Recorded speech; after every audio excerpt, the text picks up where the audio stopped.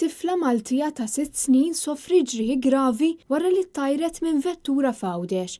Stqarrija tal-Pulizija tgħid li l-inċident seħħ is-Sibt filgħaxija fi Pjazza Indipendenza fir-Raba' ta' Għawdex għal ħabta tat-9 It-tifla ntlaqtet minn vettura tat-tip Fiat Punto misjuqa minn mara ta' 43 sena, residenti r-Raba' ta' Għawdex. Tim mediku wasal fuq il-post u tal ewwel għajnuna. It-tifla tiedes l-Isptar Ġenerali ta' Għawdex għal kura fejn iktar tard ġiet iċċertifikata li qed issofri minn ġrieħi gravi. L-investigazzjonijiet tal-Pulizija għadhom għaddejjin.